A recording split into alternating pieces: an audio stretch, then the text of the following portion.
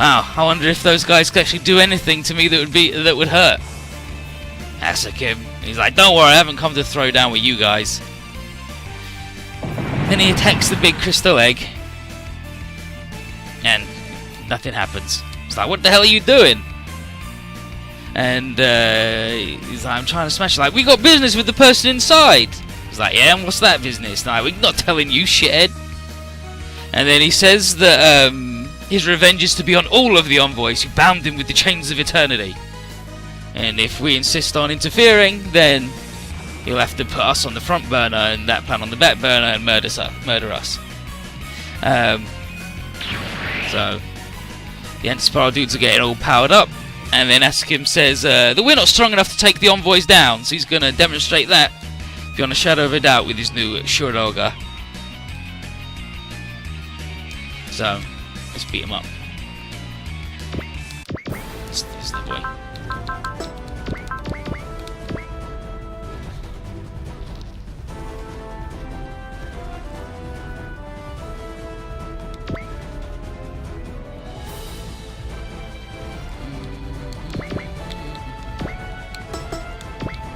Get in the Trans Am boat.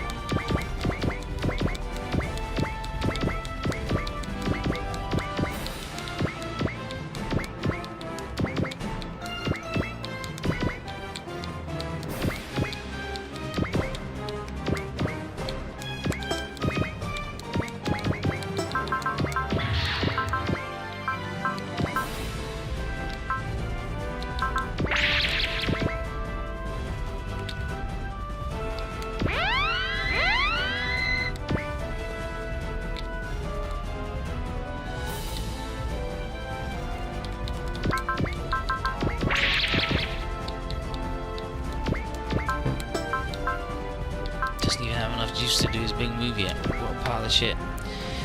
Vicky versus Asakin. You're quite impressive, Hibiki. I can see why Advent had such high hopes for you.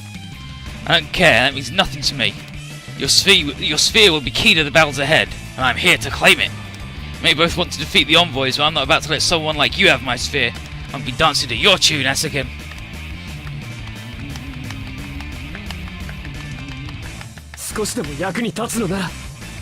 Yeah, like, the Great Zeroimer is exclusive to pretty much every other secret, and while it is obviously the best one, you do have to go on the worst routes.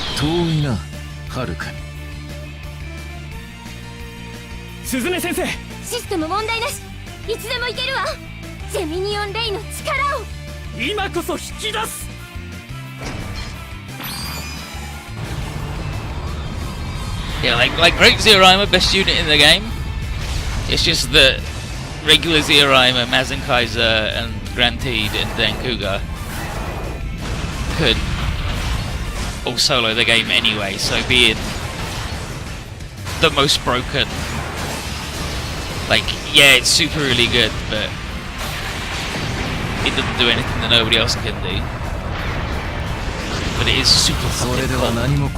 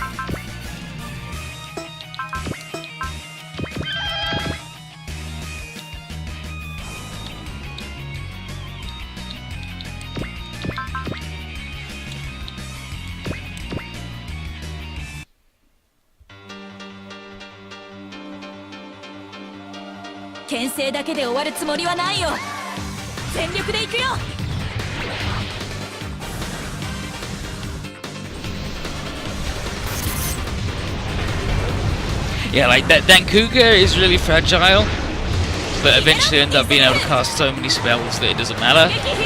And Zeroimer has, like, Great Zeroimer has ridiculous regen, so it's gross. But they are both pretty fragile as supers go.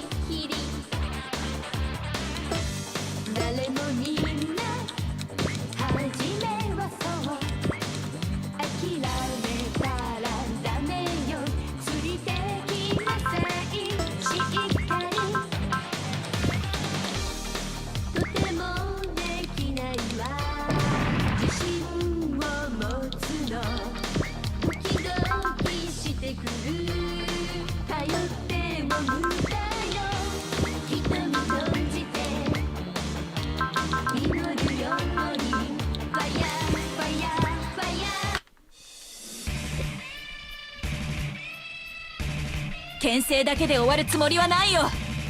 全力で行くよ。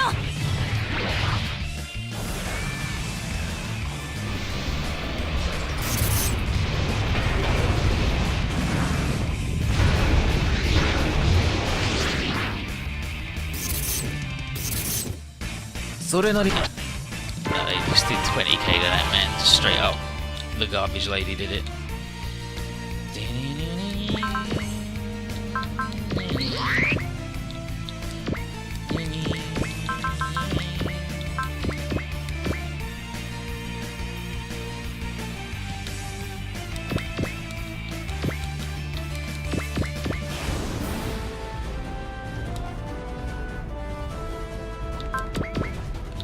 I want to see what this attack is.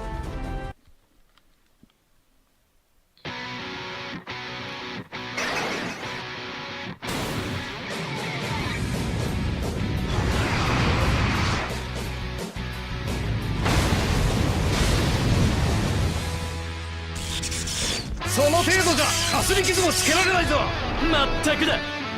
もっと気合を入れて攻撃しやがれ。さっきはありがとよ。こいつは礼だ。ここを任せた。だやか。Okay, it's just above it. 超次元アンカー。 Super dimensional anchor. 俺の嫁は宇宙一戦。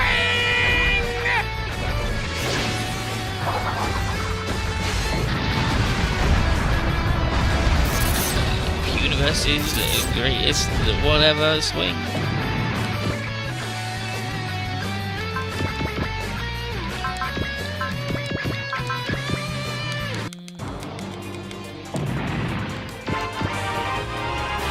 Oh, of course. Of course. Let's go, Asakim. Show me what you got.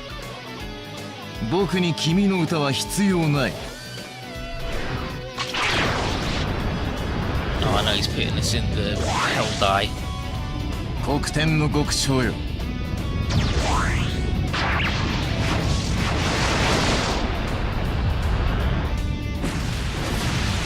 裁け、罪深き者たちを。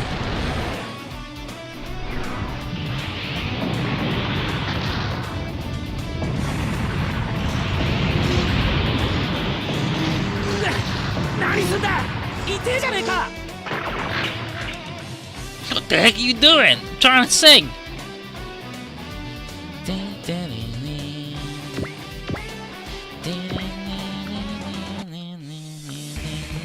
He wants to go murder the lady and 逃れら decided れ to ん。 just stop off at Visara and Camille for some reason.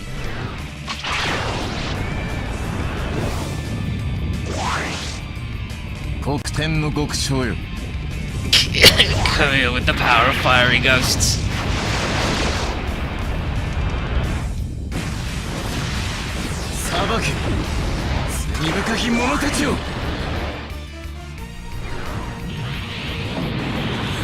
Pretty sure that's barrier pierce, right? この程度の攻撃。 Yeah, that's barrier pierce.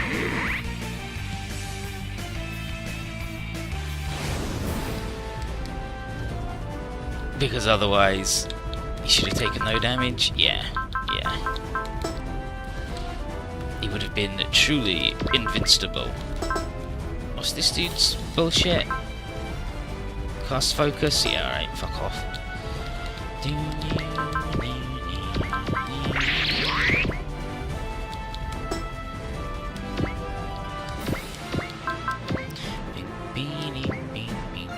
This Joker.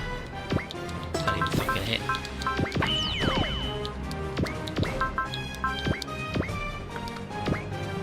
And then Zetsuko. Asakim, you'd best accept the fact that you won't prevail over the battles ahead as you've done before. Really, being hunted by me today is what's best for you. Don't let other people decide what's best for me, least of all you.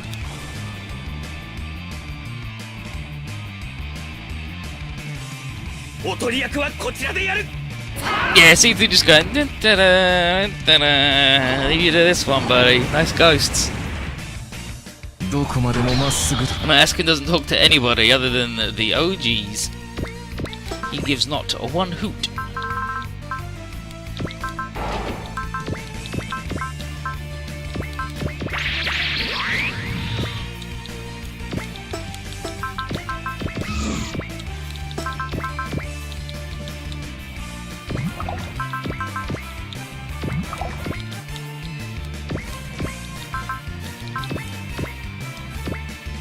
And then Crow. Enough, Asukin. Put your game face on and fight us with everything you have already. I can't fool you, huh, Crow? Bite me. You ain't getting your hands on our spheres with half measures. Oh, but I will. The harsh reality is that this is the limit of the strength you've attained through that Ascension fusion.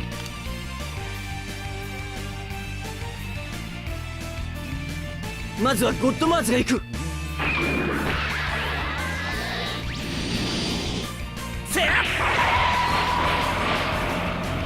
It's Tekka Man Rapier is #1 secret in J, and then then Bonta, and then Great Zero Raima. In terms of actual good shit. お前の好きにはさせねえ。でこい、バンカー。 But obviously, Guy's really good.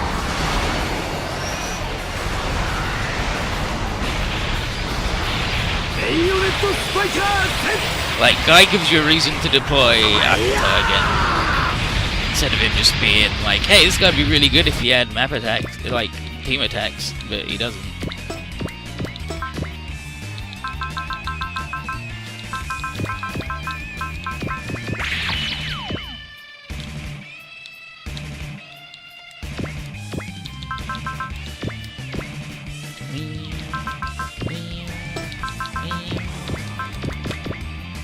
And then Rand, you ought to stop looking down on us so damn much, Asukin.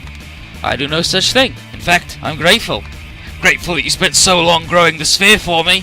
It's exactly what I'm talking about. And I'm gonna make you regret it, Asukin.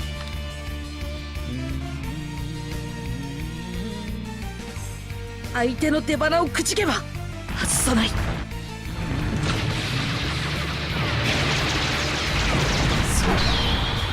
君は世界の破壊者だ。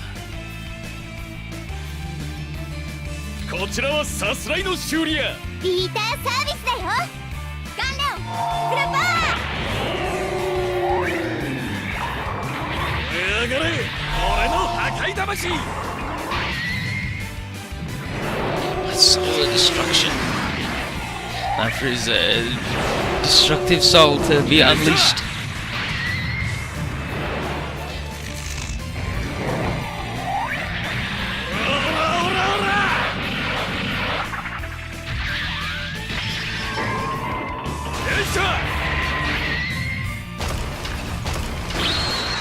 See, the Gunleon kick looks way better from that angle, like where you can see it from behind rather than in front. This is like stretching out his leg weird.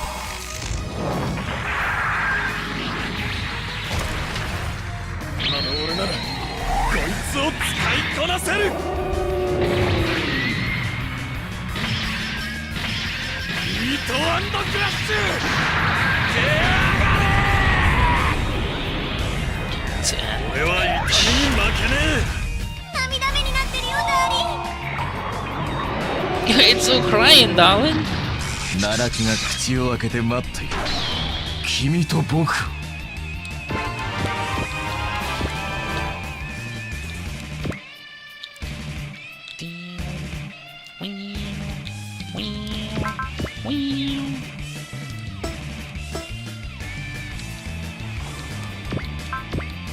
Miracle.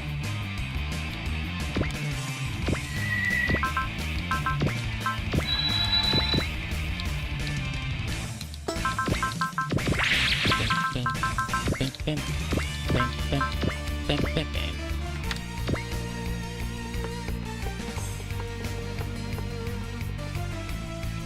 派手に動いて敵を引きつけるぞ、ディスヌフ。全力で行くよ。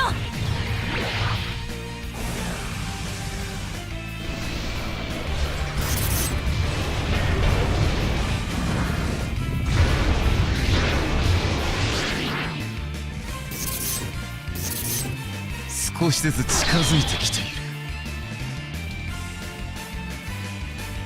あなたが不死身だろうと私は諦めません。お姉様、あれを使うわ。ええ、 I don't care if you're immortal. You're gonna smash your face in.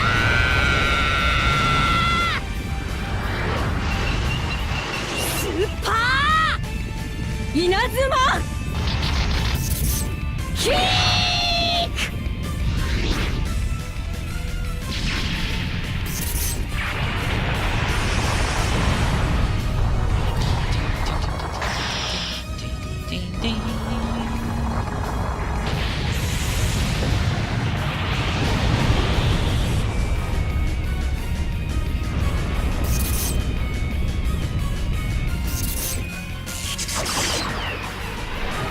Damn, look, 4 orbs flying out of him. And then, look how happy he is to die. But we blow his ass up and get 3 levels. It's freaking asking, we got him. He's like, ha. So he blows up. This is... Wing! He's back. The power of 4 spheres. And ask him, yeah, he says that it seems his growing powers have heightened the cursed gifts that the envoys gave him. And with the 4 spheres, he is effectively immortal. God, can't kill him. He's like, yeah, that's me. But Askim says, anyway, it's high time you learned a bit more about your enemy. And so he'll allow us, he will permit us to meet Sacrifice of Sorrow. Off he goes. And then Rand, dang it! Darling. Like, well, this sucks. And then Kuma's like, whoop!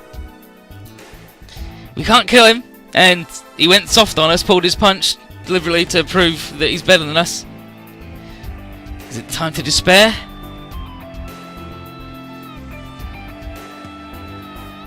And Rand's like, hell no!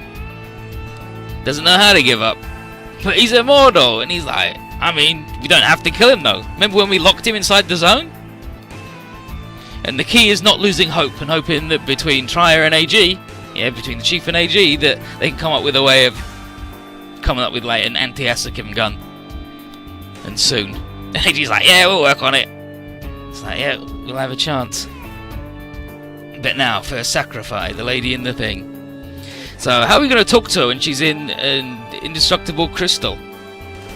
Just like our stupid shield we made. But Setsuko, it's like, ah. Setsuko, she's using the Sorrowful Maiden Sphere. And she's like, yep, maybe we don't have to break it if we can just penetrate it with our thoughts. So, it's going to have a little think into it. This is time to meet Sacrifice of Sorrow. And here she is. So she introduces herself, she's Sacrifice of Sorrow, and she introduces herself to Hamariel the Star. And she thanks her for heeding her call. And she's like, please, I'm Setsuko Hara, but you can call me Setsuko. But Sacrifice refuses. And she says all the sphere reactors have a destined part to play in these events. And Hamriel's name, the Star, refers to the twinkling lights in the heavens, whose brilliance can only be appreciated when all else that is dear, friends, family, are gone. That's what... and then she says, Velkiel, the heat is iron, tempered by the heat of the forge into the strongest, most durable steel. It's like, darling, that's your nickname. It's like, who would have guessed they would have been one and the same. And what about Crow? And she said, Zuriel the Unbreakable. That's because... And Crow's like, stop, I don't want to hear it, I don't care. He's like, but you have a role to come. And he's like, no, I just don't believe in fortune telling. But yeah, she tells us what we think of as the unwritten future is nothing of the sort. She was the one who gave us the stigma, so that fate might be set in motion. But she didn't do it as an envoy, she did it as an individual. And to explain why, she must first explain who the envoys really are. And so, the envoys were the first of all races across all multiverses to touch Origin Law and become higher dimensional. And they did that 120 million years ago. And then Takuru's like, wow, Earth years again. Interesting how everything's all about Earth years all the time, every time. But they saw it as their mission to guide other races who would follow in their footsteps one day in fulfillment of universal order. But new races achieved perfection and apotheosis, and many followed a perverted evolutionary path that spread strife across the stars. So the envoys began to actively regulate evolution as the highest probability way to achieve their aim. And those who didn't play along, such as the invaders, were branded Baals, and as the enemy an unavoidable consequence given the duty of all life forms who've achieved higher dimensional status. And she says, that was set against the backdrop of the 12,000 year cycle of death and rebirth, repeated countless times. But I mean, 12,000 divided, like 120 million divided by 12,000 is actually quite countable, for sure. But yeah, it happened countless times in countless universes as species rose, strove to survive, and fell. And it's and we're like, hey, so yeah, by what right other than your pride of position gives you the right to act as the executive producers of the multiverse, as I says here. And Sacrifice seems to regret her part in the whole mess. She feels very sorry for herself about it. And she says her people are not gods, but their actions assumed godlike arrogance over time. Advent of Joy, the de facto leader of the envoys, took joy in his control over reality, but even he isn't the final authority. I'm like, okay, yes, yeah, so who's the leader? Who is the supreme god? And Sacrifice says it's the supreme god, Sol. And it's a new star that the envoys have created, a control mechanism for origin law that made the envoys who they are, created 120 million years ago. And Kiriko has had bad experiences with artificial gods before, but this one provides an unending stream of origin law and was self-aware. And it was unhappy with what the envoys had been doing with its power, which caused it to commit suicide, and it killed itself. And that might have been the best choice it, as an evolved inanimate will, could make. This thing killed itself. But that suicide, 12,000 years ago, sundered it into the 12 spheres and the various parts of the black knowledge which scattered across the multiverse. And while this was shocking, it didn't actually stop the envoys, whose ability to executive produce the multiverse was basically unopposed at that point. However, it did become clear that even they need help to survive the biggest 120 million year thing, and hence their desire to make Sol whole once more. So all this talk of the Taiji and the Great Ultimate and the Supreme God and all that jazz, there's Crow's like, wow, so AIM wasn't talking 100% of shit all the time. But yeah, all of that comes down to the envoy's mechanical god, and it needs the 12 spheres to be repaired in time for the coming apocalypse. And the envoys have been searching all this time for the spheres and their reactors, in repentance for their past actions, had actually expelled that Advent from their midst. And remember how Fudo called Advent the last one, the last person, the remaining one, got kicked out of the club. And so, leaving someone like Advent on the loose seems pretty dangerous, so why not deal with him in a more definitive way? And Sacrifice says part of their ascent 120 million years ago was a revelation that they needed to forswear conflict. And she says that it may not make much sense to the Earthlings, but the envoys race are incapable of taking each other's lives. And Haman, it's like, that sounds like a lot of shit considering how many other lives you've taken, directly or otherwise. But the remaining envoys have been unaware of what Advent's been up to, having rededicated themselves to their core mission of regulating things, which unfortunately includes running the Earth's affairs, wiping out a galaxy or several, and all that other stuff that Sacrifice insists is absolutely 100% completely unavoidable. And she says that Doctrine cannot abide perverted evolution. Tempty loves flexing her muscles for the sheer hell of it, and Sacrifice is just overwhelmed by her sorrow. And Setsuko's like, why didn't you ever try and do anything to try and stop them? At all? Asks Laura and Setsuko. And she says, so, as the 120 million year apocalypse approaches, space-time becomes increasingly fragmented, and the only way to stop that is for living things to proceed down a good path. And then Water is like, hey, we killed loads of space monsters, we're done with that. And she's like, no, my child, it'll take more than killing a few of those to cancel the apocalypse. It's like, Baal's not the... It's like, nope, Doctrine's busy wiping out races with the potential to mutate into new Baals, for example. And it's like, oh, okay, he's actually a huge shithead. He's like, oh, these guys might become bad in 120 million years, fuck them. And what Sacrifice was doing all this time was trying to nurture races with the potential for perfection, and that means us. And the people with the stigma are sort of a sample for the Earth as a whole, and their road towards perfection had to be paved with one trial after another. Getting thrown from the UCW to the ADW was her doing, as was the arrival of the Vajra to the Earth sphere, which, you know, getting the Frontier fleet sucked into that was an unfortunate side effect of just bringing bugs to fight Earth. And Sacrifice sought to create a Garden of Eden, where the bearers of the blood of beasts, the mingling of waters, and the whereabout and the destination of the wind could meet the culture of fire. And that would be the Blue Earth, which she enveloped in the time prison, you know, to stop the evolution reaching perfection, while distracting the vengeful doctrine with affairs on the Green Earth. Unfortunately, the overseer she sent, Gadlight, took things in an unintended direction, and he couldn't bear the thought of this world being protected while his own had been deliberately destroyed by the same people. And unaware of her intent, the Earthlings not only sent Gadlight packing, but also refused eternity inside the shelter of the prison. And as such, it is our own fault, and we bear responsibility ourselves for Sidral coming and taking over the Earth.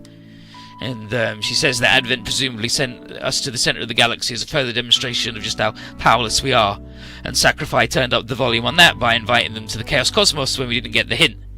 And it generally didn't occur to her at all that we just wouldn't quit when faced with overwhelming odds. She didn't understand that's our deal. And so, the elephant in the room here that Banjo and Suzume bring up is, so why the fuck didn't anybody just tell the Earthlings what was going on instead of doing this elaborate and dreadfully awful charade where everybody gets murdered? And Suzume wonders if Sacrifice was trying to lie to herself to hide the guilt she feels. And Sacrifice says, oh, it's such a shame you don't understand my feelings. The Envoy's actions are not mistakes. It was her own actions that were wrong. It was futile to expect an immature race like the Earthlings to grasp her great work. And then Rand there is like, oh great, you're trying to protect your own heart. Right, I get it. And then Crow says, quit it. The past can't be changed. What are we going to do now? And Sacrifice says that she doesn't want to take counsel with the Earthlings, because she's an envoy. Better the Earthlings had contented themselves with her benevolence and lived out their eternity in the prison. She'll not suffer us any longer. And then Shattered Glass. And we're out, and Doctrine has come to pick Sacrifice up, and she tells the team that she's returning to the place of her birth, and there she'll do her duty as an envoy. And she says she can't directly control our minds now that we've tasted perfection, so she asks us of our own volition to stop and cease our progress. And that advice is the best and last thing she can do for us. And she tells Hamariel that her hopes that the two could understand each other seem to have been in vain. And then this is her homeworld, S-Terran. It beckons. It's the place whose residents became the four envoys. It is this universe's third planet from the sun of the solar system. In other words, a parallel Earth.